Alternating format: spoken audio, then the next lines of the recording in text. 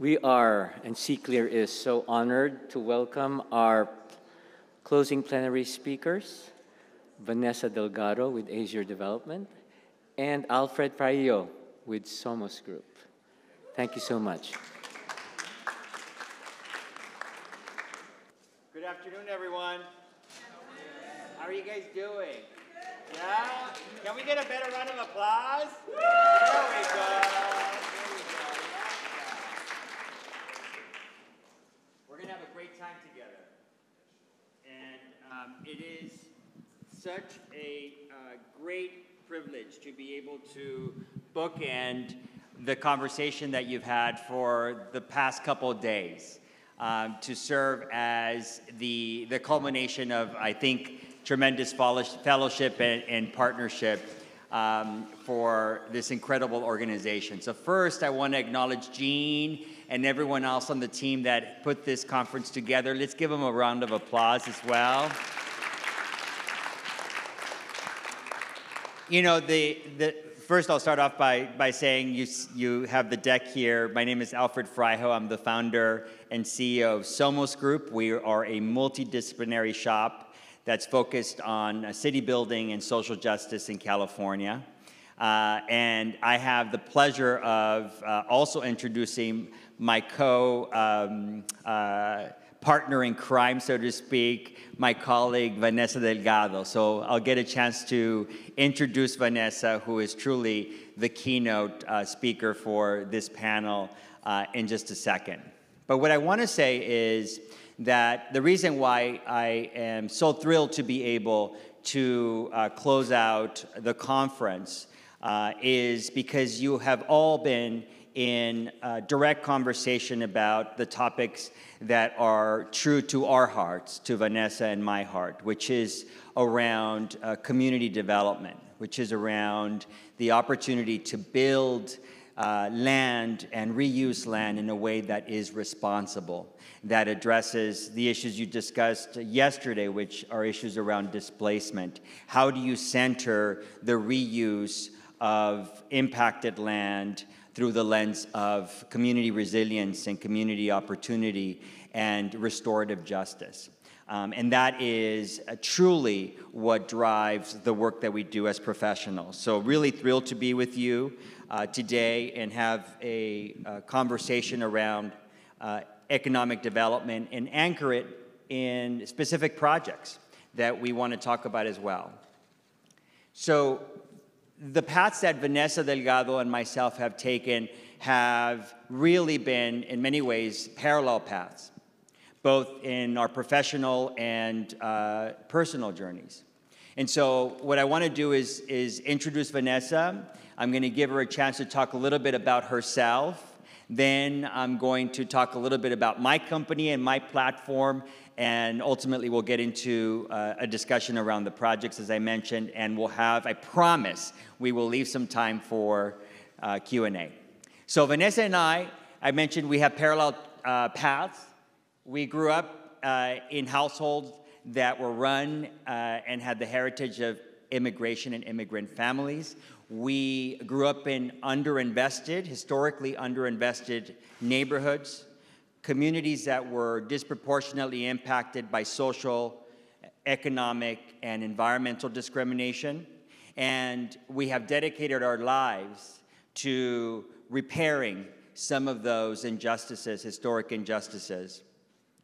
And before I get to introduce Vanessa and give you all of her tremendous accomplishments, I also wanted to take a minute to reflect on the fact that we are gathered here today at a pivotal moment in the story of California. We are gathered today to talk about the future of our neighborhoods and our communities that have been under significant assault, that are still overcoming the significant impacts around the pandemic. That although we talk about the growth of the economy, many of our communities are being left out. That although we talk about the growth of different sectors in California, as we see the economic reports that come from the governor's office, we know that many workers are still struggling with basic needs. They're struggling with access to healthcare, et cetera. And so we are living in very challenging times, not to say anything about the political landscape at the national level. And so the work that we're doing today, I think, is so critical. And my hope is that a key takeaway for the conversation today is perhaps a recommitment to doing the work so that we can benefit the communities we serve, to remind ourselves about the why of what we do, as I was talking to Jean. So I think that's a really important thing, and I hope that we continue to revisit that. Now on to Vanessa Delgado. Vanessa was born and raised in Los Angeles. She is the daughter of Mexican immigrants and the product of some of the finest educational institutions that the state of California has to offer. She earned her undergraduate degree at Stanford University with a dual major, because she's a total underachiever, in political science and Chicano studies. And of course, she graduated with honors. That's what Vanessa does. She then completed... No, go ahead. You don't have to read it. She completed her master's degree in public administration at USC, another great institution. She put her education to work in the private sector, investing in economic development in Los Angeles and Orange counties through her work at Prime Store, which was founded by our dear friends, Arturo Snyder and Leandro. And she worked in partnership with local government, which will play out in the conversation we have today. And she could have dedicated her career in the private sector, working on economic development, building resilient communities, but she had more to do. She wanted to serve in the public sector. So in 2015, Vanessa was elected to the Montebello City Council, and in 2018, to the California State Senate. Soon after retiring from the Senate, she was appointed to the South Coast Air Quality Management District as a member of the board.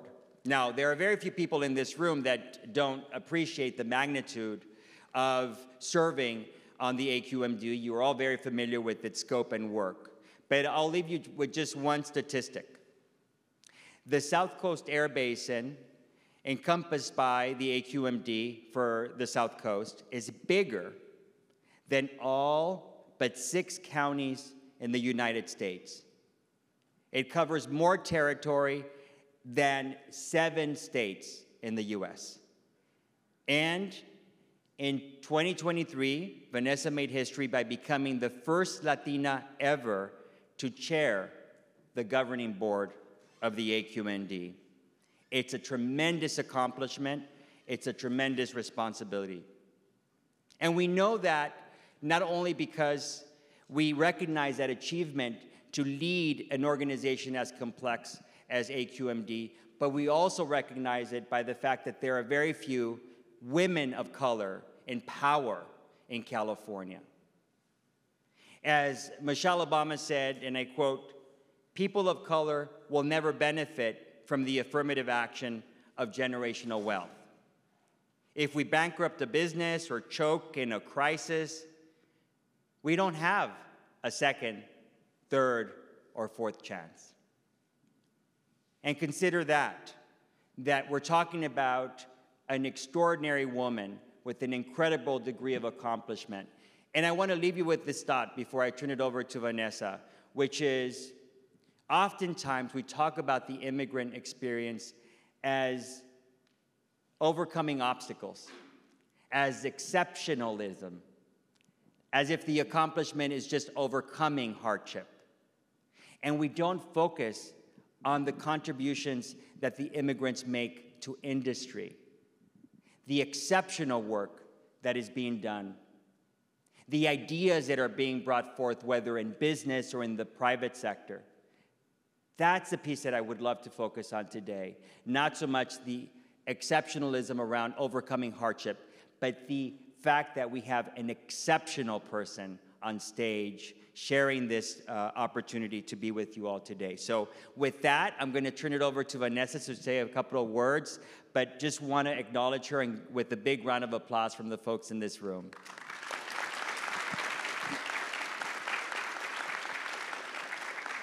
I'm slightly intimidated by who he has made me out to be because he's the exceptional person in this room.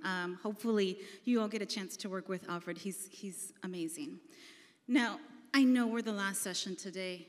I know a lot of you have pressing emails and calls to get to, but I just ask that you take this minute to put your phones down, and we can see you. And so just to listen, because we really want to impart some hope about how we do our work, and we can't do that if we're all on our phones. Trust me, I do it all the time. But I just ask that you take a minute so we can engage with you and we can end the day. But I just wanted to tell you a little bit about my company. So I started Azure development from my garage in 2016, and I am thankful that I did not know how hard it was going to be.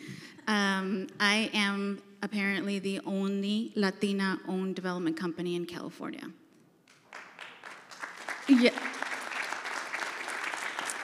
And I wish that I wasn't, really. I mean, there's nobody to turn to for guidance that has lived in my shoes, but at the same time, I feel a great deal of responsibility to make the most money for my investors, make my lenders happy, build the best projects so that there could be more like me, and any person of color or anybody who comes from a humble background. So I live with that responsibility, but at the same time, I'm an empty nester now, if any of you are going through that. My daughter is 21 now. She's in college. She's at USC for any Trojans out there. But yeah, so my hobby is the AQMD. I know, I really need to get a more interesting life. But I absolutely love doing policy work. I hated running for office. But AQMD gives me that sense of really giving back to my community in a different way. So can't wait for the interesting questions from you all. Appreciate that you all put your phones down. Thank you so much for that. Awesome. Thank you, Vanessa. I want to tell you a little bit about my platform, a Somos group, and I have one of my co-founders and principals from our amazing organization, Ontario Smith, in the room. He promised he would attend and promised not to heckle me. And so there we go. Thank you, Ontario. I want to credit Ontario for connecting me back to C Clear and with Gene, so thank you so much, Ontario, for that. We like to say we're in the business of building cities. We're really focused around issues that are the most pressing, whether it has to do with economic development, environmental justice, resiliency. We're particularly focused on climate resiliency as well. And we do it through what we'd like to talk about is an abundant heart, a commitment to community and a commitment to our lived experience and bringing that to the work that we do.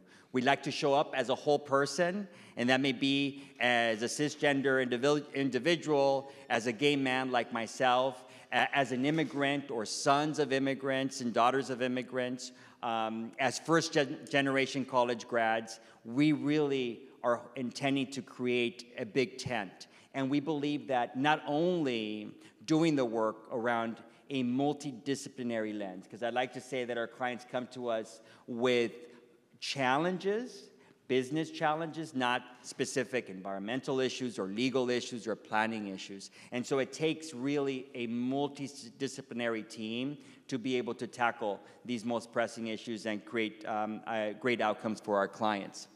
Lived experience is a great value that drives our work. We also like to say that we want to get into good trouble. So we're hoping to talk about that today, what that means to us as it relates to bringing new ideas to the table that might be sometimes uncomfortable, whether it's for regulators or for even the private sector, when we say we all have to pitch in and be willing to commit and have skin in the game. We have an office in LA and San Francisco. Ontario leads our San Francisco office. I take care of our LA office. But I'm really proud of this picture because you can see that we're really living the mission that we have by having extraordinary women and men and people of color at the helm of our organization. We do an array of specific technical services for our clients, whether it's in land use planning and development. We also have an important division that handles public-private partnerships with the lens of local hire and community workforce agreements. Labor is a big component. We'll talk about that in a bit. And then we do a lot of work around environmental remediation, environmental cleanups, CEQA and NEPA compliance as well. We're truly both broad in the work that we do, but also relatively deep in some key areas around real estate development. And so with that context, the experience that Vanessa brings to the table, both having served in the public sector and now leading a women-led organization that's focused on community development, we wanted to tie some of the themes that you've heard at the conference today through the work that we do, particularly thinking about one extraordinary project that Vanessa is currently pursuing. So we're going to talk about La Guadalupe. I'm going to hand over the slides to my hermana here. After we do that, I have a couple questions for Vanessa about the project that I hope is a springboard to some themes that might resonate with what we heard at the conference in these past couple of days, and then we'll open it up for some questions. Okay, so this is a project we both, by the way, have worked on. So Alfred did all the land use entitlements on it. So I feel like he's my friend, so he might chime in, who knows. But so this project is my company's first project. So I was a shopping center developer for a long time with a wonderful firm, and then really wanted to figure out a way to focus on affordable housing. That, to me, was something that was one of my passions. And so when I started my company, there was an open RFP in Boyle Heights, which is where I grew up. And I think, let's see, there's a couple of slides. Let's just go back. So this is the part of the story that I want to go back to. So I'm telling you all like my life secrets now. So just know you're hearing about my life personally. So this is my grandma and my grandpa, my abuelito and my abuelita. Grandpa came from Zacatecas, Mexico to Boyle Heights as a bracero. And he worked until he could bring the rest of the family, which included my abuelita. And eventually, there was 6 kids, but eventually there was 10 of them, living in a 3-bedroom home that they rented in Boyle Heights. And my abuelita was a very traditional Mexican-American mom, but when it came to me, we had this one conversation that I will never forget. She was the house that you went to if you're an immigrant from Zacatecas that you could stop in and get a change of clothes, get some food, take a shower as you move on your journey. I don't know how she did it. She had 10 kids, and there was like 12 of us grandkids running around, but she had the amazing gift of thinking about others before herself.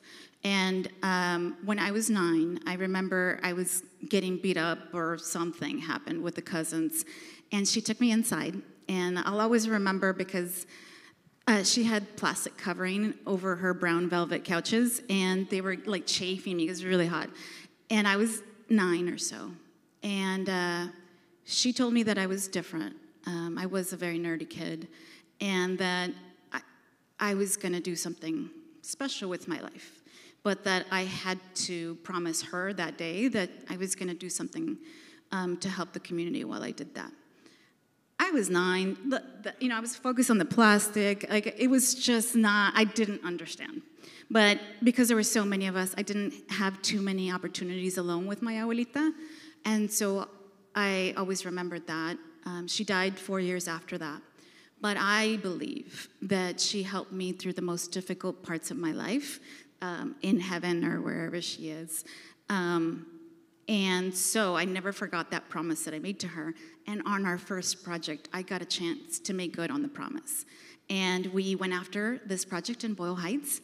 And thanks to my friend Alfred and I and our team, we got it. There was some legal challenges along the way, right? I can tell you all now, but we almost didn't get the project because the council member that was in that office had promised it already to his friend. But at the time, it wasn't public news that what he was doing, so it felt very lonely. But luckily, justice prevailed. He did sue us, the other guy, but after Jose got indicted, then, we were free to go. So that's... I was not going to mention any names, Vanessa. Oh, I'm sorry, I wasn't supposed to mention names. But anyway, so the reason I tell you this part of the story is because development for those of us that, attempt to excel in this area is very personal a lot of times. The site is literally across from where I was born, down from the elementary school that I was born. And that's very important because it's also a brownfield, which is why it's so critical that we have these discussions.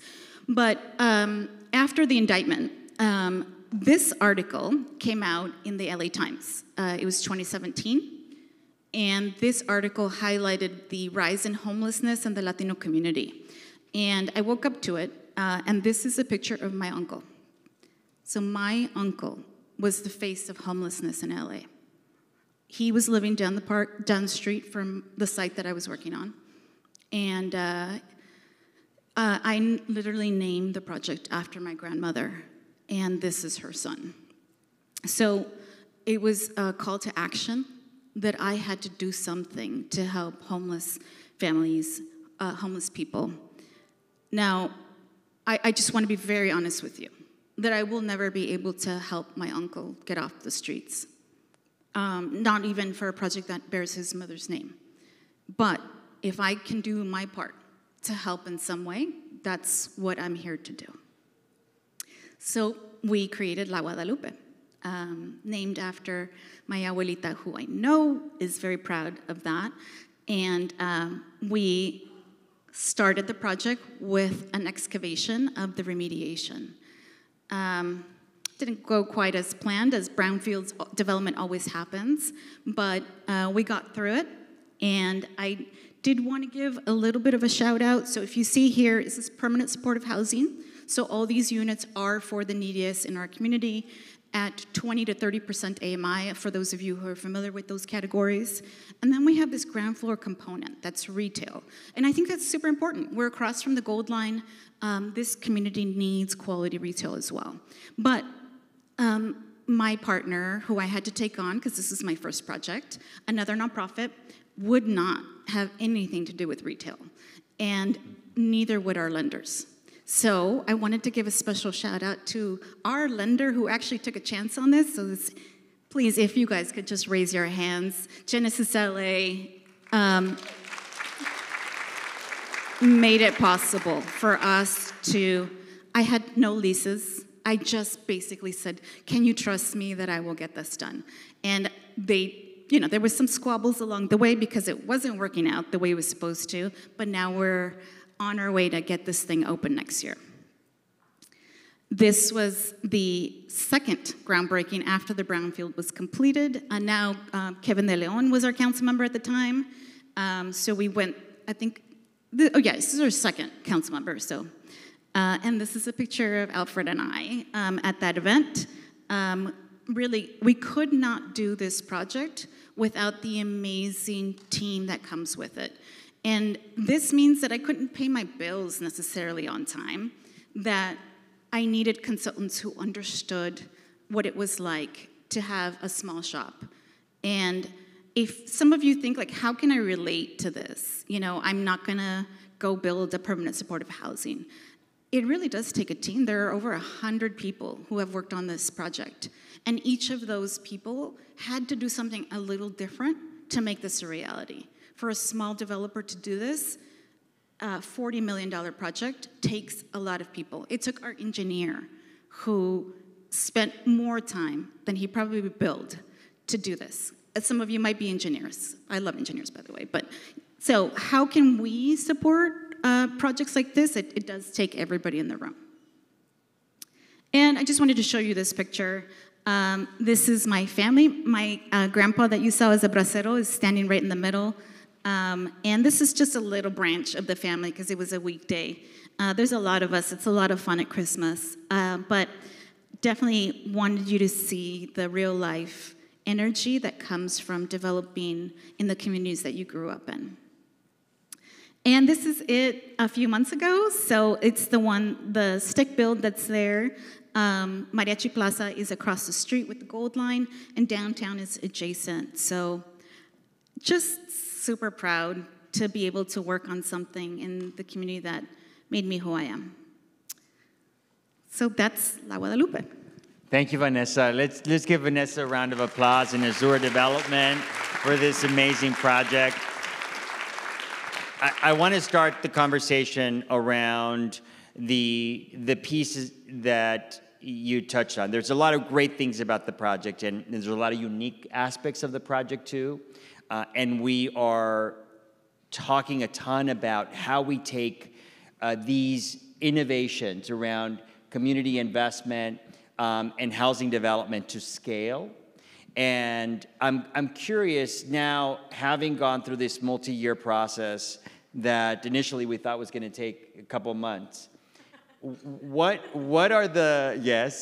are, would you say, the pieces that you now, as a demonstration project, think are scalable? What are the things that have worked well? We'll get to Genesis and patient capital, but I'm curious about the public participation.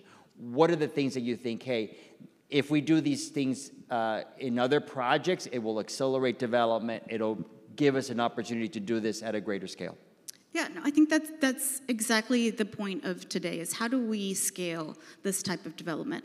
And so one of the things that I did want to highlight is at the time that this was created, the tax credit system through the State Housing Community Development Department made it so that you had to take on a partner to be able to do these kinds of projects. And I understand, this is all done with public money.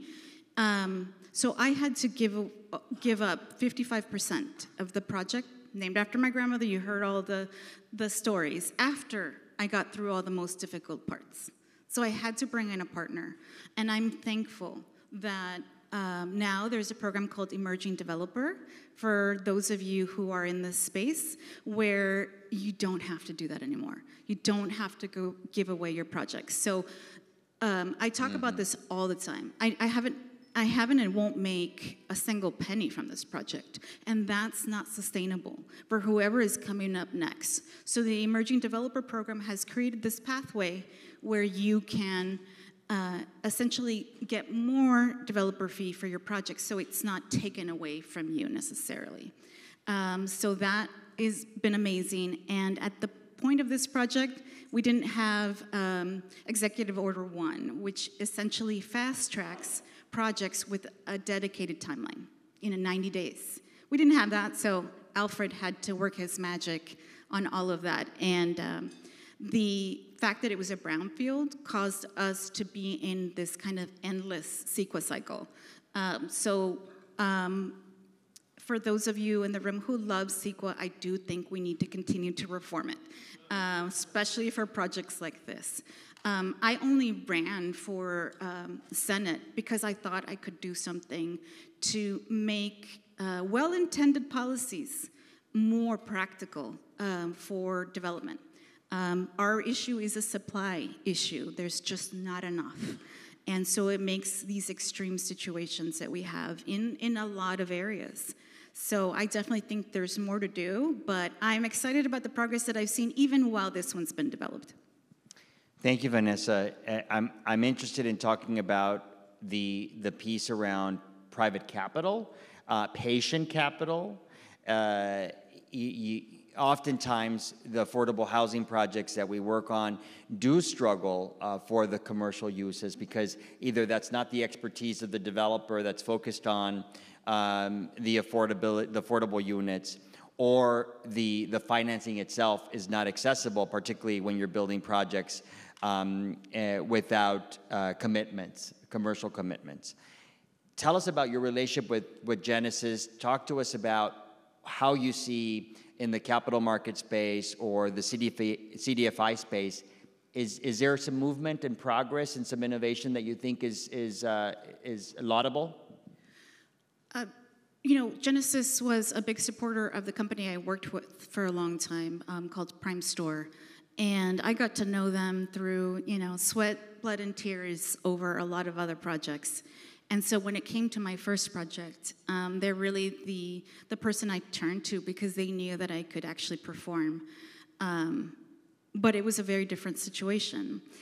Okay, so I did tell you that I'm telling you all my secrets. So this one is like, how did I start this company, right? So my daughter was in high school, and I took her college tuition money that I'd saved, and I used it to start the company.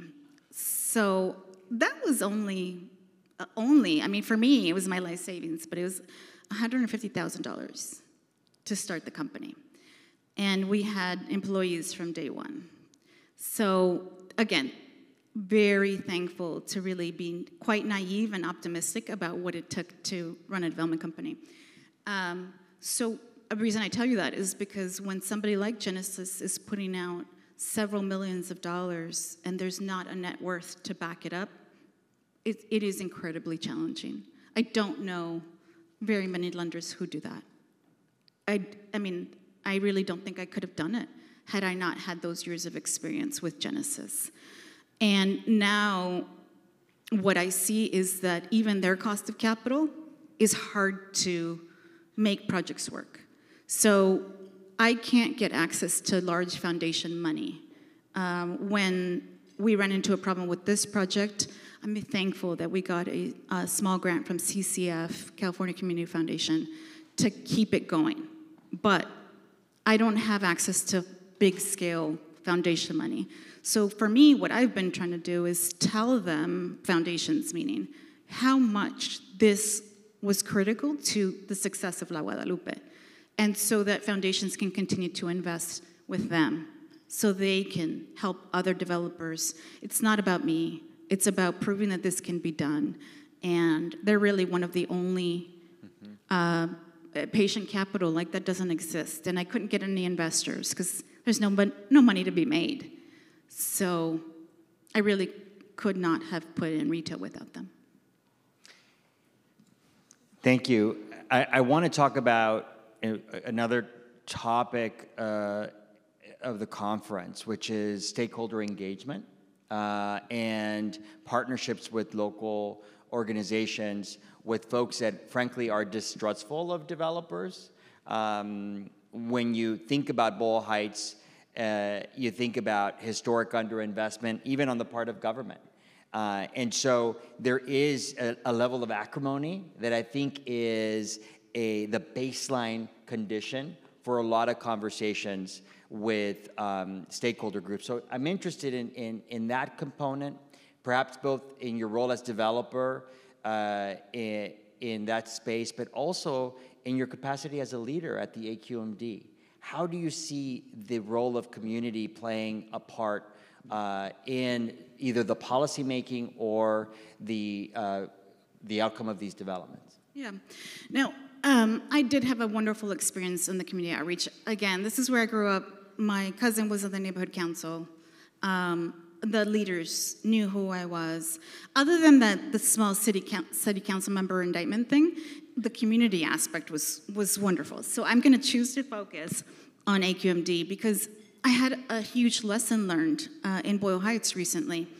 So AQMD has a program called AB 617, where we have this stakeholder engagement around like what is critical to these underserved areas and how can we help them achieve their goals. So the Boyle Heights East LA community picked that they wanted to use some grant money to give out air purifiers in the community. They're medical grade air purifiers, cost about $1,200, and we are giving them completely free, no income, none of those requirements. We had about 1,800 units to give out. Do you all think that we were successful in giving them out? Curious. We were not. There are still 1,400 units available. And I think it's shocking, right? Like, this is clearly a need. It is, our area is the second worst quality in the nation. There's clearly a need. These are given away. But agencies like AQMD, DTSC know, you all know this. The level of trust that we have within the community, it needs work. Because I care about this issue. By the way, San Bernardino also chose this methodology. They wanted air purifiers, and their units went like hotcakes. So it's something about the organizations within the communities that needs, that there's just no level of trust, to your point. So what we're going to do is I'm personally going to go to churches and announce that these are free, and hopefully through this partnership with a place of worship that they trust, we'll give these out. Because I am not giving up. This ridiculous that we can't give these out. But I know that our agency is not structured to do that boots on the ground work, to build that trust, but I can. And I have a team of employees that are there for my work. So we're going to go out, we're going to do it.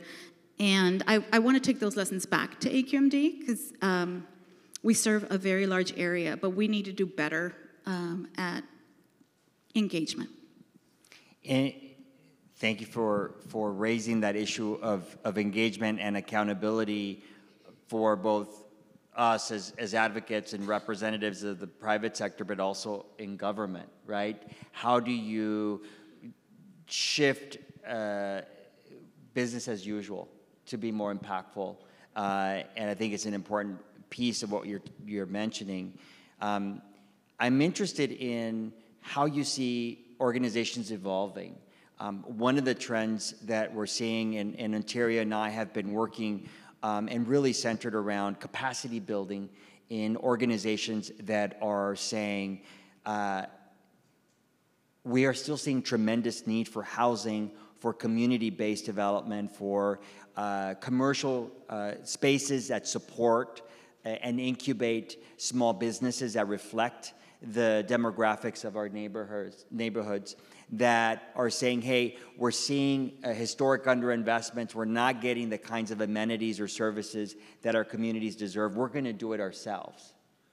And they don't have the benefit of a challenging project. They don't have the benefit of even sophisticated counsel or project managers to help them through that. And we're concerned that the lofty ambitions are getting in the way of more practical, tactical work that ultimately will lead to outcomes. So I'm curious about this emerging economy of mission-centered organizations that just don't have the capacity to make or execute. What are you seeing in your space as a developer, Vanessa, there? You talked about the minority developer program as well as a possibility. So I want you to just kind of reflect on that emerging trend, and then I want to get into how government, like the folks around this room, other folks, can be part of the solution. Yeah, I think that's a challenge because if you haven't lived in the shoes of, giving up your daughter's college tuition money, giving up my salary for the fancy shoes I used to wear, and you're an advocate and you're fighting for an issue, it's hard to know how difficult the work we do is. And each project is seen as a panacea, like it's got to solve everything. And that's so much pressure on each project, each grant. And so what I've tried to do is moderate the expectations. One project is not going to solve everything that needs to be solved, but can we do better? And I've learned a lot about joint ventures too with larger developers where if we push for a little bit of local ownership, meaning the smaller developer gets to own something too, and you can do respectful development that way, then that I'm willing to accept not perfect. I am. And as the chair of AQMD, I actually strive for not perfect because that's the place that leaves everybody a little uncomfortable and unhappy, but everybody happy in something. So I take a big lesson out of our warehouse rule, if some of you are familiar with that. Essentially, there's a big swath of our region that doesn't want any more warehouses and are very active, and there's health reasons for that. But at the same time, I know my mom worked at a warehouse. She packed vitamins. Her cousins worked there so they could hang out. And most importantly, she had benefits. She made minimum wage, but they had benefits. And my dad got cancer. He's healthy. But had they not had those medical benefits, he wouldn't have the ability to fight for the best doctors. And so I guess my lesson learned is moderation. I'm okay with steady progress. Not everything is going to be perfect, and I'm thankful for the small wins. So I don't know. That's probably not the idealistic answer that we may all want to hear, but I think it's realistic. Not having the perfect being the enemy of the good, right? And I want to kind of shift gears a little bit before we turn it over to questions from the public and talk a bit more personally about your work and how you bring your whole self to the places of power you have. As a woman, as a son of immigrant parents, a person who grew up economically disadvantaged. How do you do that? We have plenty of diverse folks in the room here who are pursuing their careers and who are trying to juggle that personal and that professional. So what words of advice and wisdom do you have for those folks here that are aspiring to be the next Vanessas of the world? Well, I think you could be better, for sure. But one thing that I would ask all of you today, and we can check in next year, but is to do one thing. Whatever you're passionate about, no judgment on that. You don't have to have like a hobby like mine where you want to chair an air quality board, but if you could get involved with your neighborhood council, if you can mentor somebody, if in your work you can take on a developer or a person that you think is not quite getting how to be successful in their industry, and you know how to help them on one thing, I just ask that you do the one thing. If I hadn't had that support along the way, there's absolutely no possible way I could have gotten where I am. And that's the thing. Where I am now, I find it ironic when I talk to people. I don't feel like I've done anything yet, and I think it's that aspect of there's so much to do still, but I do have to remind myself the small successes, they're not perfect, so I have to tell myself that speech. But there is so much to do. There's no way us crazy people who take all this risk can do it alone. It does take everybody to do one thing. Thank you. All right. Let's give Vanessa a round of applause.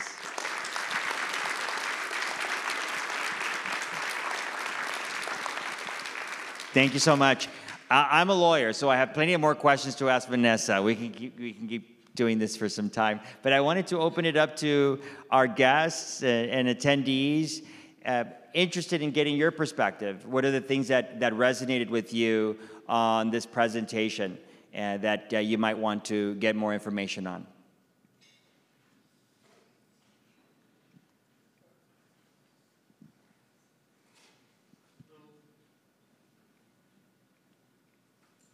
Thank you very much. Love the story about your families. I'm a brownfield investor. My name is Matt Winefield. I buy contaminated sites and then clean them up and sell them to developers such as yourself. Much of this conference has focused on some remediation criteria that have changed over the course of the past few years. There's a lot of debate as whether that change should have taken place or not. I don't want to go there. But just objectively, has it been harder for you to get through remediation criteria for your projects in the course of the past 3 years? Has it gotten harder? And if so, maybe share a story. Yeah, so I appreciate the question because it does change. Even for example, if I finished a phase 1 last year and need a new one, but there's a risk profile in there that's changed, I have to pay for it all over again. And, you know, I'm the developer that, like, I already used the college tuition money. So even those little things matter. But for brownfield cleanup, I always say, if it's vacant in LA, it's vacant for a reason. Most often it's vacant because it's a brownfield or has some unusual land use issue. And I can say this as a regulator, because I sit at the tables where we create rules that make it more onerous for people.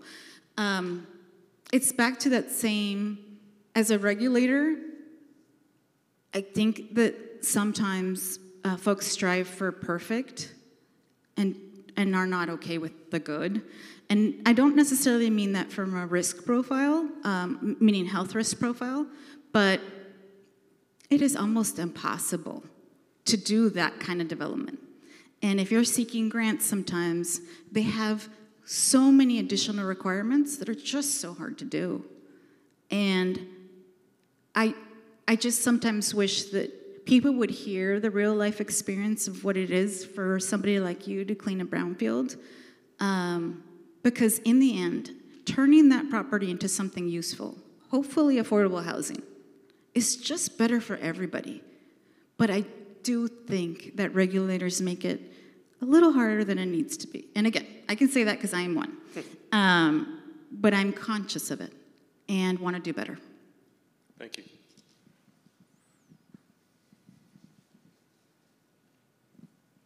Good morning. I'd like to piggyback on that question. You're a regulator, and we have other regulators that are involved in the reuse process. And some regulators want the perfect cleanup number, which eventually result in other regulators or maybe other departments in the government to have more work. Basically, I'll just kind of simplify it.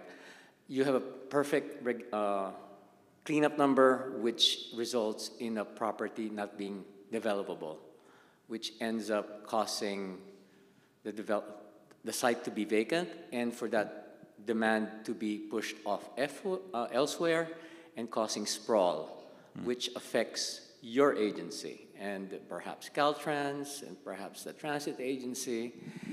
And we can't complain to the environmental regulator because their mandate is to clean it up to what's safe, what the community wants, and for the most part, and the demands are on them is for what EJ wants.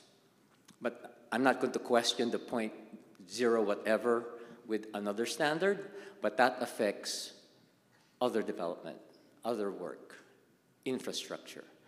And who do we send that message to? Because it's not just Cal EPA, it's other agencies. It goes straight to the governor, but we don't know who has the capacity to listen.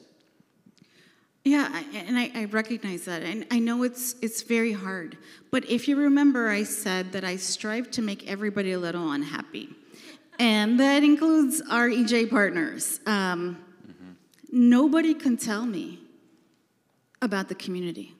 That is the unique part of being, completely looking and representing your constituents in the way that I do. And I'll give you an example. So we had, recently we passed a historic railroad rule that essentially mandated the cleanup of the vehicles themselves and what will happen over the next few decades.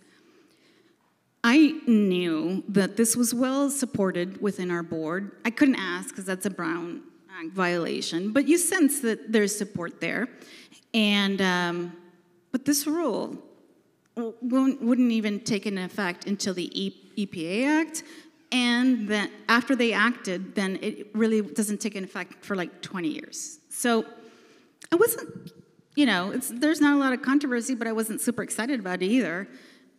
And that day at our board meeting, we had hundreds of people come, a lot Spanish speakers, who were so excited about the rule. And our EJ friends were the ones who brought them out. But I know this rule wouldn't actually do what they think it's going to do. It's not going to clean up anything. And it's not really anything. It's exciting that we're making these types of decisions, but there's a reason why there was no controversy. It's not going to do anything right now. And, I mean, we had people crying about their current air quality situation. And I just want to have an honest discussion with our EJ friends. Is that really fair to that person that you brought out from San Bernardino to spend the whole day here? Are there better uses for that engagement? It's not okay to say, to tell people this. Tell them the truth. Like, yeah, this is one step forward. But I really don't think that's fair to the community. And I can say that because I care about the same community. So I call our EJ friends our stakeholders, because they are just one of the many stakeholders. If I want to know who the true community is around my issue, I go door to door and ask.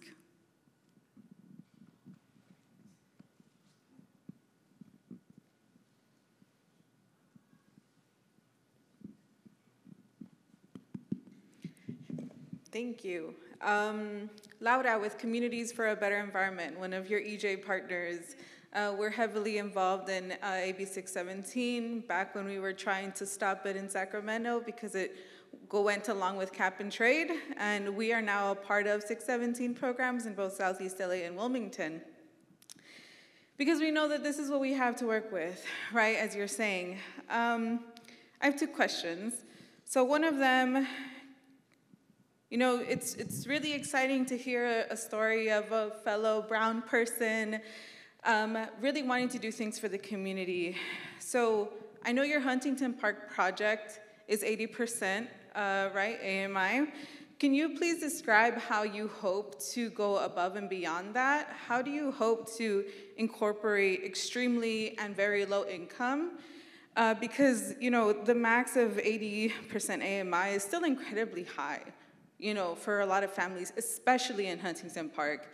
So how do you envision yourself pushing those boundaries as a developer and ensure that the folks that are currently living in that community get a chance to live in the affordable housing and stay in their community? And then the second piece is around the warehouses. I agree, everyone deserves access to a job with benefits. In Wilmington, we work with a lot of folks that work at the refineries or at the Port of LA. I think that there's a vision where we don't have to give up our health for a good job, for a good wage-paying job, for benefits. So I definitely think, and I say this just like as a person who lives in LA, the Air District has a lot of power to make certain changes. And so I think this is definitely a reaction. I think in hearing that, we need warehouses, I think there is a way for us to have a green jobs economy that isn't also putting, Black, brown, people of color in jobs that are also ultimately harming their health. At some point, you don't have to have one over the other. So I'm hoping you can kind of expand. Also, the air filters comment was a little insensitive, to be honest, because the rule has funding for air filters, but it doesn't mention anything, and I know it's out of Air District's jurisdiction, but it doesn't mention anything to ensure that the costs aren't then going to be offset to low-income customers whose energy usage is increasing because of air filtration and necessary AC. So I think there's definitely a intersectional and holistic piece that's missing out of the conversation. Thank you. I appreciate your comments because I think there's a lot of discussion that needs to be had. So the air purifier units were actually given away, and we fund 3 years worth of replacements. This was asked for by the AB 617 community, and we helped them get a medical grade discount from DWP to have this unit in their home. So I don't know what component of wanting to make sure that the community gets these and for us pushing to do a better job in community outreach is disrespectful. I actually think that the point is there are these wonderful tools and that AQMD needs do a better job of building trust in the community. That's the point. That was the intention of that. And again, I take responsibility for that. I'm the chair. I'm going to go to the churches then. If we as an agency don't have that level structure, I can do more. So Huntington Park, I think thank you so much for bringing up Huntington Park. So that project is called Amada. And so it came about after La Guadalupe. So La Guadalupe, it costs about $850,000 to build a studio. And after that, it's subsidized annually through a Section 8 voucher. Mm-hmm. It's an unsustainable structure for building affordable housing. Totally important and needed. Now, what I did is I wanted to figure out a way to help working families get a home, because then they could build wealth and have this self-sustaining economy for their families.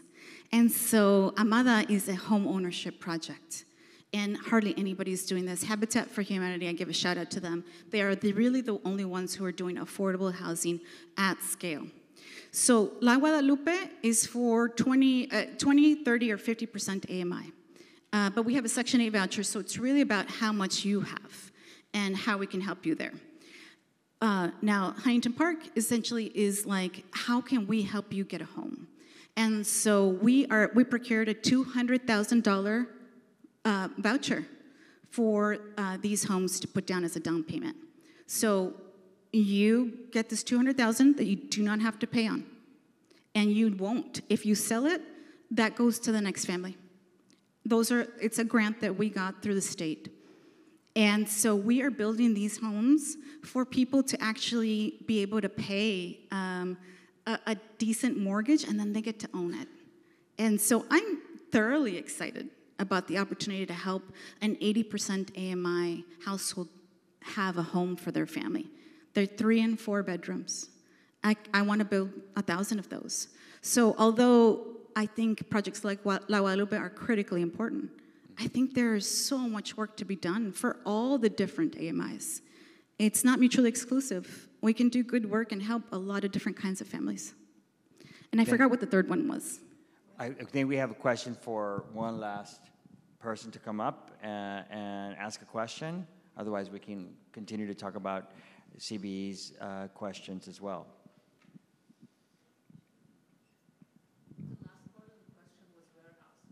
Oh, yes. I never said that we need warehouses, but I do seek a balance on public policy. And I want the day where you don't have to give up of yourself for your career, you don't have to give up of your health. That's what we all want. But I am here today. We have 2 minutes. Okay. Hi, I'll keep this short. My name's Michelle Wong. I'm a physician.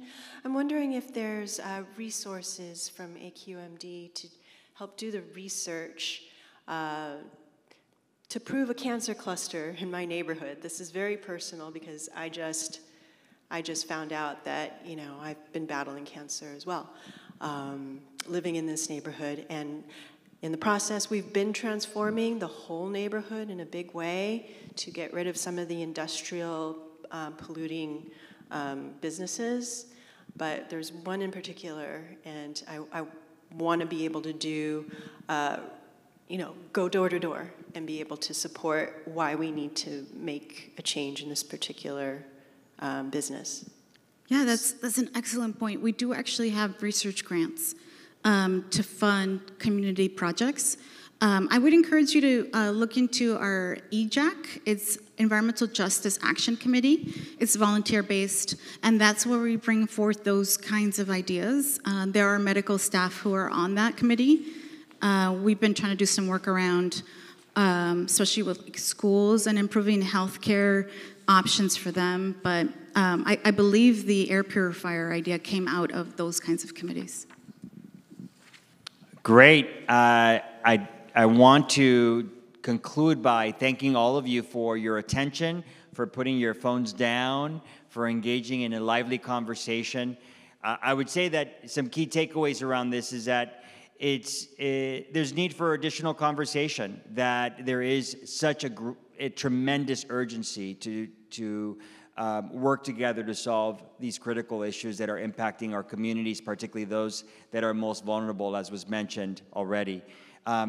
We have to have tenacity. We have to have a willingness to ask the hard questions, and also a willingness to take accountability for not getting everything right, for pursuing the good over the perfect, and for continuing to expand the tent to have multiple partnerships. I want to also just conclude by saying thank you, Vanessa, for your willingness to do this, to be present today, for leading with an abundant heart and a focus on the things that are most genuine and most personal to you through the work that you're doing, and our community is better for it. So I want to thank you personally as a resident of Boyle Heights, and Godspeed. We hope to continue to partner with this amazing organization, with Jean and her leadership, and all of you as we move forward and bring the ideas and the strategies that we learned at this conference forward for the betterment of California. So thank you so very much.